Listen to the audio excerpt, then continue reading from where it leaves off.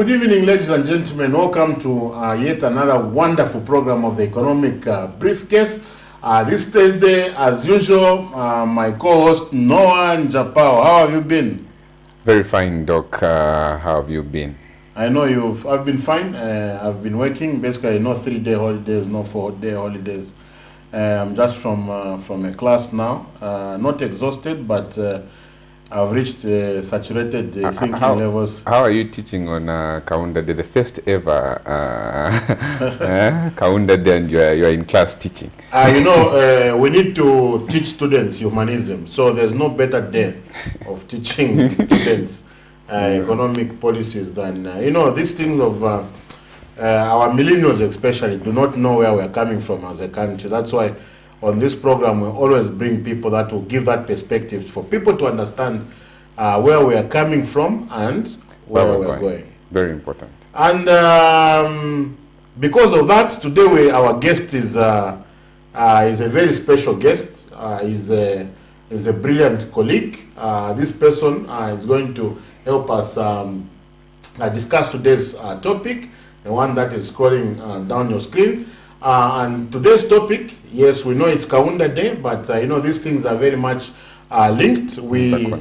Interconnected. We had previous guests. We have discussed at length the economic policies of Kenneth Kaunda when we hosted our brother Dixon Jere, when we hosted Honorable Winter Kavimba, on Mr. Amos Marupenga. We discussed a lot of issues to do with economic development, Arabi's legacy.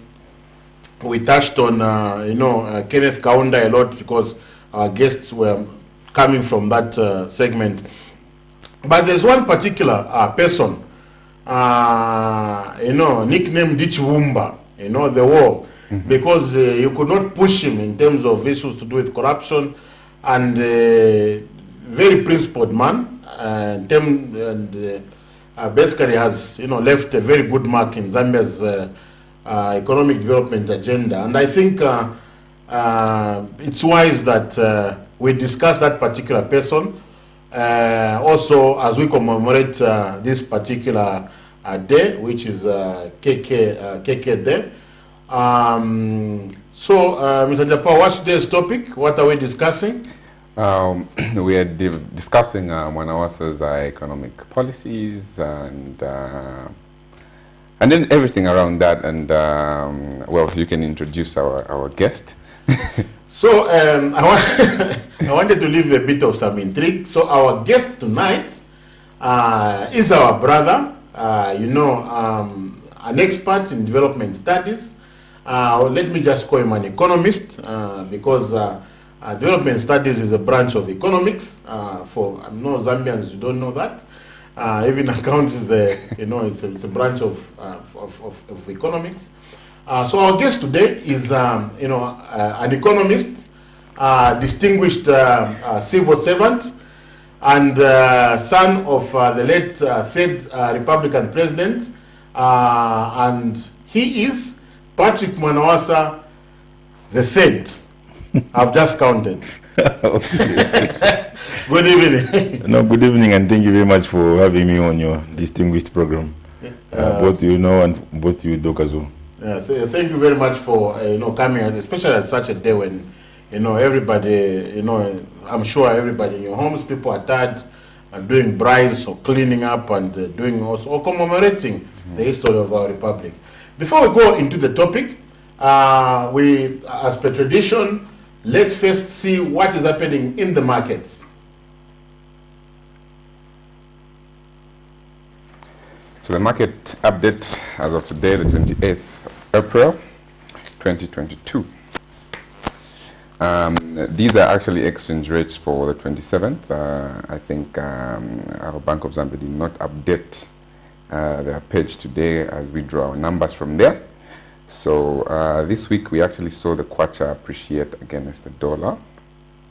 So the dollar against the kwacha was trading at 17 kwacha, 7 ngwe, the pound 21 kwacha, 14 ngwe, the euro 18 kwacha, the rand 1 kwacha, 7 ngwe. Selected metal prices course, delayed by day. Aluminium closed off selling at $3,093.50 per ton. That's an upward movement of 0.95%. Copper closed off selling at $9,856. That's a downward movement of 0.04.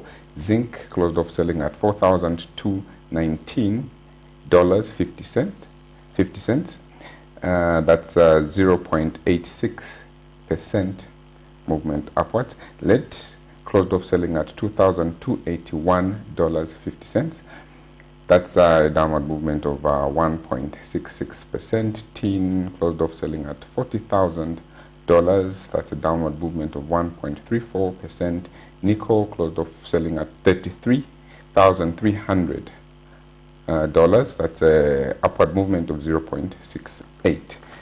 Then we move on to crude oil prices. WTI crude closed off selling at $102. That's an upward movement of 0.03%. Then Brent crude closed off selling at $105.01. That's a downward movement of 0.21 cents. Then food prices, some essential food prices. Mielie meal 25 kgs is selling at 146 kwacha. Sugar 2 kgs 43 kwacha. Sugar 1 kg 27 kwacha. Salt 1 kg 37. Cooking oil 5 liters 254 kwacha. Kapenta Medal 255 kwacha. Beans Medal 130 kwacha. Bread a loaf 15 kwacha. A tray of eggs 69 kwacha. Then a few building materials, prices for a few building materials. Cement 50 kgs is going at 150 kwacha. Paint PVA 20 liters 450. Roofing sheets 1 meter 125. Block 6 inch 5 kwacha. 5 ingwe. Building sand 20 tons 2,500. Quarry 20 tons 2,200. Timber 5 meters 220 kwacha. A door is going at 600 kwacha roughly. Toilet seat 1,800 kwacha. A bathtub 2,200. Sewer pipe 6 meters 285 kwacha. Towels a box at 300 kwacha. That's all we have.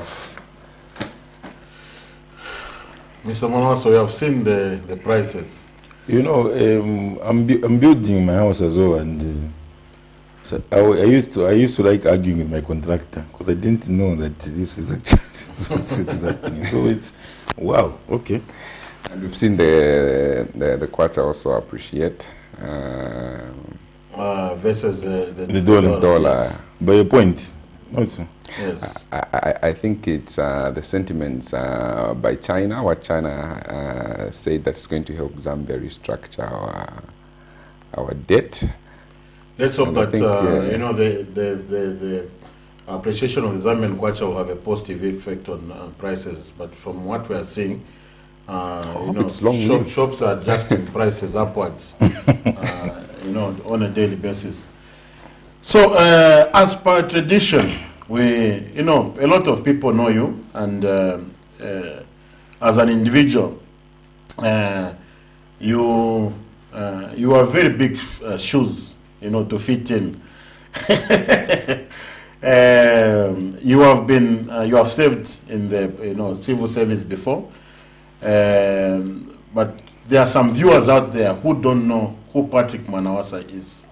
Who is Patrick MWANAWASA? Okay. For starters, first of all, I think let me at least take this opportunity to at least appreciate the impact which Dr. Kenneth Kaunda left in this country. Of course, he's our founding father. So our hearts and minds go out to the Kaunda family and the people of Zambia, and also the footballing fraternity. As you know, we are now commemorating the 28th year that we lost our fallen heroes in the Gabon disaster. So yeah, on that aspect, yes. But now, talking about Patrick MWANAWASA is the son of Levy Patrick MWANAWASA and Ziva. I was born in 1983. Went to school at Tinkwazi Primary School, Lakewood as well briefly, and Simba School in Ndola briefly as well. Went to high school, Chengelo School in Mukushi. Thereafter, I went to do my A-levels at St. John's College in South Africa. And I went to England. I attended Buckingham University and Hertfordshire University. And I'm here back in Zambia, attending my law degree in my second year with Zambia Open University. And yes, I worked for two law firms, Harris, Cartier and Partners in the UK as a clerk, and also for LEVY and Company as a clerk as well. And I eventually worked in the civil service for 5 years. People know me as DPS from Eastern Province and also Central Province as well, where I left the civil service in 2020. Yeah. So nice to Patrick Bonus. I know you left the civil service on your own, but before we get to that, we are very much interested in in those things that our viewers out there don't know. There are some things you Google, you read on the internet, but want to understand how is it growing up as a son of a president. First of all, as a son of a vice president. Your father was vice president to the late President Chilwa, for those that might not know, and he resigned, citing corruption in the then government. That was 1994? 1994. I think he served for 2 years.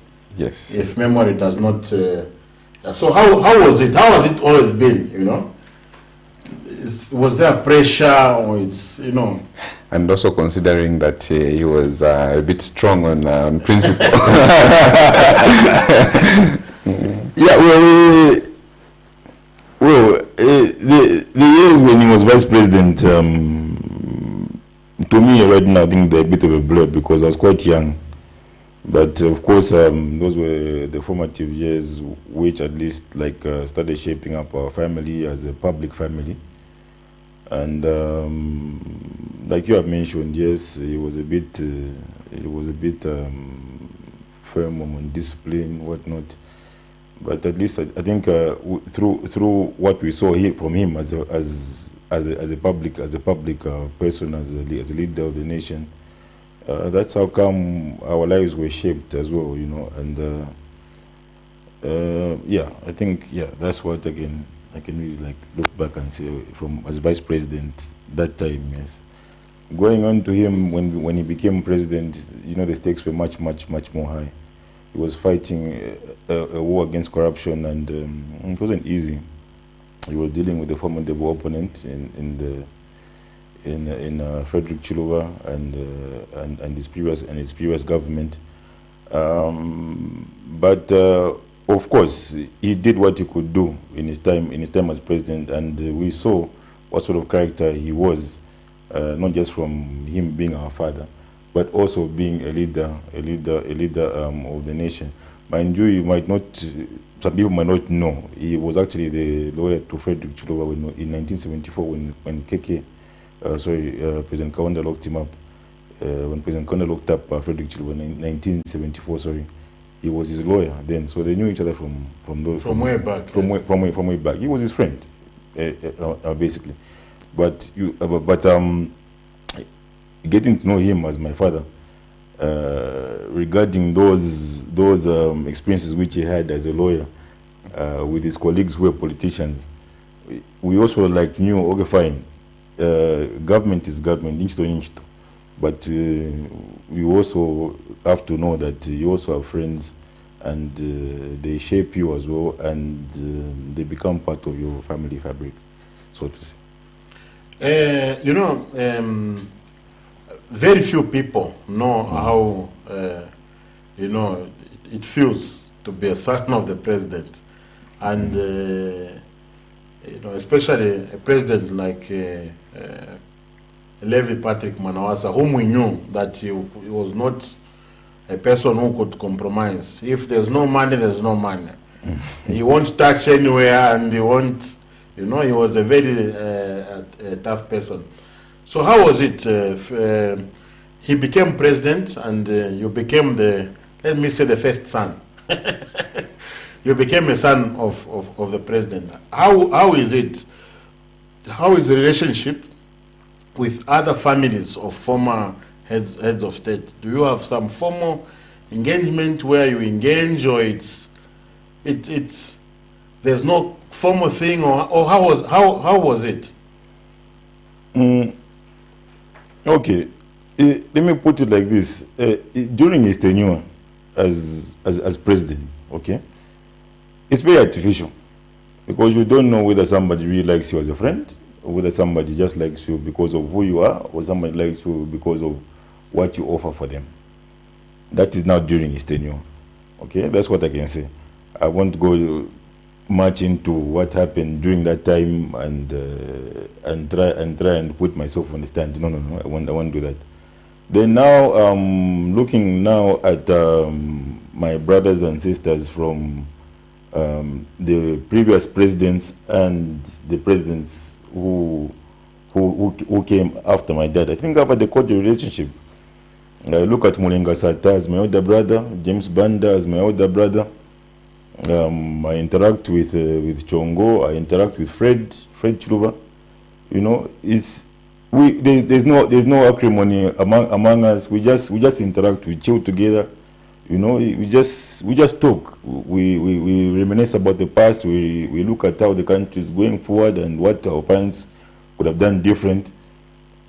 And we take that in and say, okay, fine, maybe there can be something better, or maybe things should have been done the other way. But yeah, now it looks a bit normal, but other people don't look at us normal. I don't think people look at us normal at all. They look at us in a different perspective. Yes. So we all much to the public than what we... Especially you very much resemble your father. So when people look at you, I'm sure there's that reminiscing. Indeed. So fast forward, Zambia is developing, and of course you are a learned person, and you are able to judge how we have managed to evolve. There are a lot of things that are happening in Zambia today. What do you think? First of all, what do you think are the best things maybe your father did, and some of the things he could have done better in terms of economic development? Okay. In terms of economic development, I think there's no economic development if you don't have a rule of law. That is number one. There's no country which can say that, okay, we're prosperous because we did not have respect for the rule of law. So there, I think he scored, or at least he tried. Okay. Then second of all, he tried to diversify the economy by bringing in agriculture as a mainstay of our economy, apart from just the mines. I remember him talking about, this is how undeveloped to former Zambia is talk about. I hope I won't be I won't be reprimanded for that. It's just a saying, For the first time, he mentioned that you can eat fresh maize even in winter. You remember when he launched the winter maize program, and everybody was laughing. Yes, but here we are. There's no need of saying I only eat maize when it's rain season. We eat maize throughout. Just to amplify on the point of of agriculture. I think a lot of our viewers, especially the millennials, don't know that in the past you could only get maize during the rain season. It's Levy MWANAWASA who came in and said, colleagues, what you need for maize is water and land. We can grow maize in winter. And I think it just started at that same point, the issue of diversification, where agriculture was introduced as one of the ways in which we can diversify our economy. I remember at some point he said he regretted how Zambia post-independence was a mono economy where he just depended on copper, only on copper. So I think that's yeah, I not just that. I mean, we saw quantities of change in terms of other cash crops, like soybeans, and even cassava as well. Even maize as well. There were different varieties. You know, there are different varieties which different countries like appreciate in terms of maize. There's that one which has got brown type of maize. Yes, yes. Yeah, yes. You see, so and those varieties are wiping out now. Yes, and only Zambia has got that. Yes. You know, so all those things, all those things, I think the things which he tried to do, and the things I think which we should also like try and build upon to ensure that we maximize what resources this great country of ours has got. So I'm looking at 2007. Let me call him the third president. Yes. The third president was known to be a no-nonsense man, a person who stood during a drought. He said, no GMO here. We are going to eat indigenous crops or varieties of maize, what you have just spoken about. 2002. 2002. 2007, the Americans want to build a base, a military base in Zambia, and he says no. What is your opinion? We are hearing that there's going to be an AFRICOM, office or... The issue has got far-reaching implications. We cannot just think about ourselves as Zambia, but we also have to be sensitive as well to the needs, or should I say aspirations, or the laws of other countries, especially our neighbors, and also towards other treaties or conventions which we have signed up to talk about the one for SADC, talk about the ones for East Africa. Those issues have to be considered, and we need to know, as in, why does America see the need to come and have military relations with us here in Zambia? What is it that they want to achieve here in Zambia? All those details we don't know. So until our government tells us that, okay, this is the reason why America is coming in and putting up a base here in Zambia, I think we're a bit naive to just accept everything for the sake of economic expediency. You know, yes, quite all right. Yes, we've got economic problems in the country which need to be addressed, but those economic problems should not make our government sacrifice us, the people, at the benefit of a country whose motives we do not know. So in that regard, I think it's best that maybe proper due diligence must have been done. Maybe it has been done, but we don't know. But the public have the right to know. After all, you've got 2.8 million people have voted in this government. At least them, 2.8 million people, have the right to know as to why we have got the Americans bringing in this military type of relation with our country. I mean, why is it that other presidents have denied this military cooperation with America in their countries, and why is it that we must sign up to such a military arrangement with the Americans? The third Republican president was a Democrat, but very harsh man, and he faced a very huge, big competition from President Michael Sata. But we saw the relationship between the two. When Sata was sick, he was evacuated,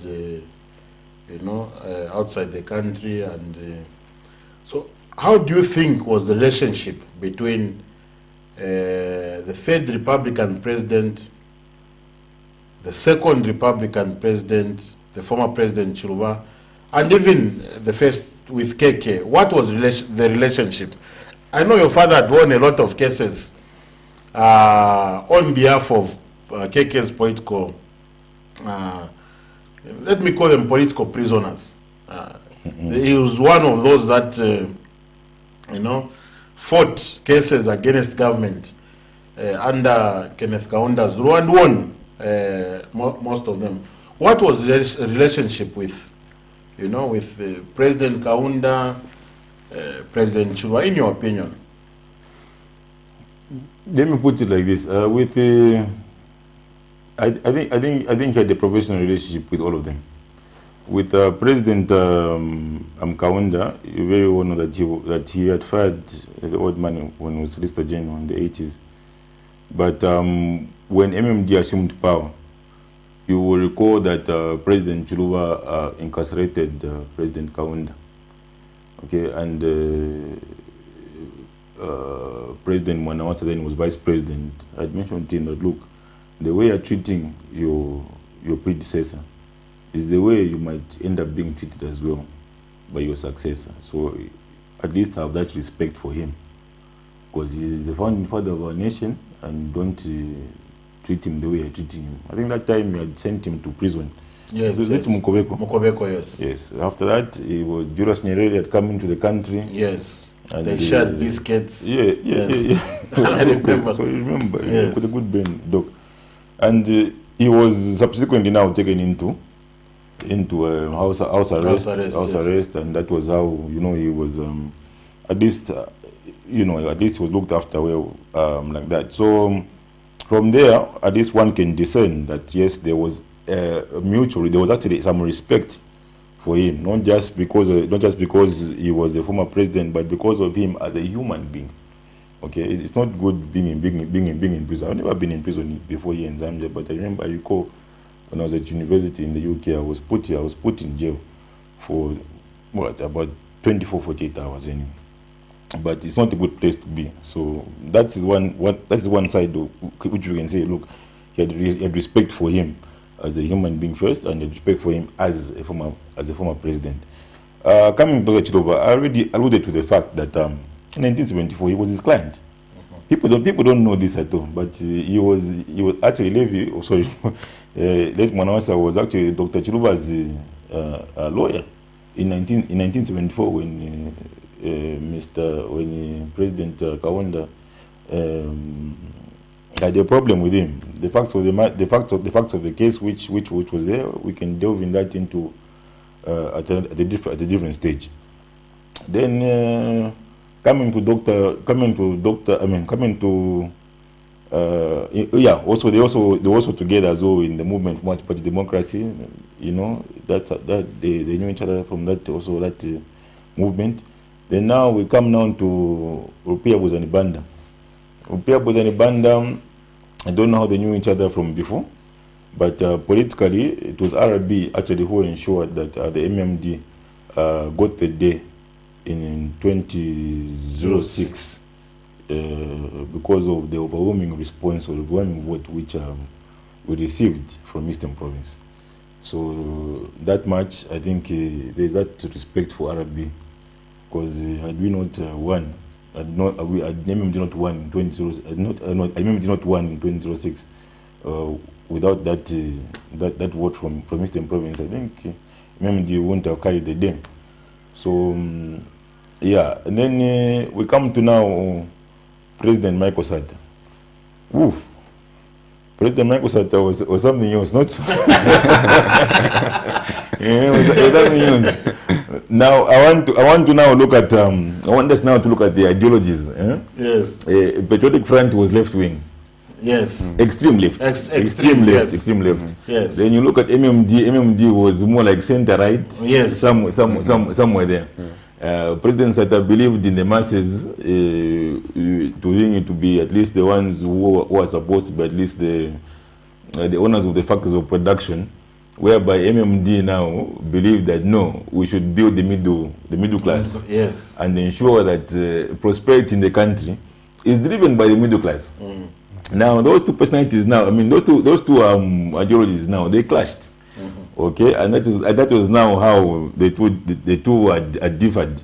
But an interesting point for you that I think the people of Zambia should know, that when Dr. Chilova when he said no, I'm now choosing my successor and let us now have a vote, or no, we should choose. There was Kavindele, there was Eric Suramba, and there was Dr. Levy MWANAWASA. Who do you think President Sata voted for? Among the three. Yeah, among the three. Levy MWANAWASA. Yes. You ask Venon Mwanga. I hope he remembers because now he's now an old man. Yes. Man. Yeah. So when there were three candidates, Yes. Eric Surwamba, Levy MWANAWASA, and Kavindere, Yes. President Sata voted for Levy MWANAWASA. Levy MWANAWASA. Yes. So you know, And your father was nowhere. He didn't know what was no, happening. he didn't know. He didn't know what was happening. But he knew that night they were going to vote. Anyway. He knew that night they were going to vote among them. And did he know that his name was? He knew, of course, he was once in the neck. So obviously he was told that no, you're among the shortlisted people to take over from President Chiruba. You know, so Was he enthusiastic and interested? at that time. Well, me, you see, I was young, but I guess recall that I had come back from school and you know, at the middle of the night, some people came at our house in Kablonga and there was no family consultation where this is a step that I'm taking and I'm accepting. No, of course, there was the family consultation, but I mean, as we didn't know, we didn't care what we are. Okay, whatever happens. But of course, as a teenager, you worry. What if your father loses? Yes. Okay, what is the implication now among your friends? How are they going to treat you? How are they going to look at you? Are you going to be bullied? Are they going to now make fun of you or what? So those things, yes, they come into play. Okay, but that happened and yeah, those are the relationships which we can talk about among which at least I can remember now among the old man and his predecessors and his successors. So people came at night to get him. Yes. And you were also there at at home. Yes, I was there. The state security and yeah. It wasn't like whereby you've got sirens. What vehicle? No. It was just like I don't know if I should say this, but you know how the system works. yes. They come with unmarked vehicles, whatnot. Come no, sir. I think it's time to go. Let us go, and that was how he was given the nomination. He went to State House, and I think the rest now is history. It's history. Yeah. Then from nowhere overnight he became president. And they told you now you can't just walk. No, Doc, you don't say overnight. No, but I know it was a very hard election. I remember it dragged. I think it dragged into the new year. Something like that. It was in December. That thing dragged. There were even sentiments given out that the European Union was trying to create anarchy because it went on for some time. Yes, I remember it was. I was not in Zambia then, by the way, but from what we were getting, it was really dragging. And after, you know, number one was MMD, number two was UPND. Yes, UPND, Mazoka. Anderson Mazoka. Then number three was PF. No, FDD. FDD, yes. Yes, FDD. Okay. Then PF was distant. Extremely distant. Distant. There was also a Heritage Party there. That was run by me and which other party was there? But yes, those four. Those were the ones who were there. Yeah, okay. I think King Cobra came fifth. Came fifth, yes. No, came fifth. Fifth, huh? Yes, he came fifth or fourth. I can't remember very well. Like you told me you went to Gaboris, I would have researched and have told you. I'd have told you. But no, I think he came up. I think King Cobra came about fourth, or PF came about fourth or fifth, somewhere there, because there was FDD, there was UPND, and also Wamianda Heritage Party. So yeah, I think he came fifth. Then it's announced he's now president. Then your life changes. What do you expect, sir? You have to live now with the police. You know, the security around it, and you know the sensitivity. How does that feel? You know, I think that's what people of Zambia, you know, don't know about the pressures, because it's not easy, to be. I think it's more easy to be just an ordinary citizen than to be a son of, a president or somebody in the public domain. There's the way you should behave. Even you and me, for example, we can't just go out anyhow. We have to hide. Where we want to wear shorts in the shopping mall, sometimes we can't wear, things like that. Yes.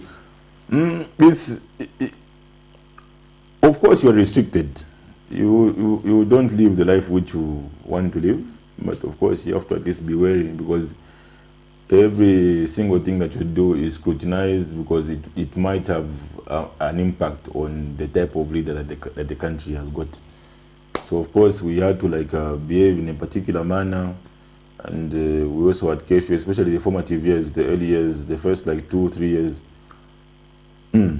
They were quite tough, because then we had issues to do with the former Director General of Intelligence, Xavier Chungu, and he was a formidable guy, Xavier, very formidable guy. So it was quite restrictive, and also the stance of fighting corruption was not actually something which everybody embraced. Exactly, embraced. That's right with Doc.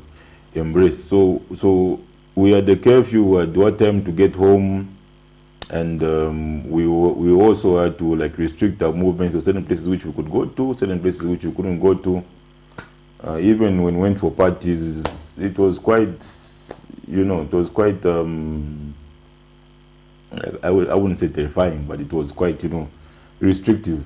You could have a drink, but that drink had to at least be poured with somebody looking and say if this drink is being poured rightly, or there's something that's been put in a drink. So, yeah, that's how it was. And are there any, well, those are pressures mostly, but are there any privileges that you might have enjoyed? Because we've seen, people get certain privileges of being the son or the daughter to a president. There are those, I don't want to call them incentives, maybe if we just say it's privileges. Did you enjoy some of those privileges? Privileges, yes, but with me, I think I was too young to fully enjoy those privileges. because had I known what I know now, then what would you have done differently?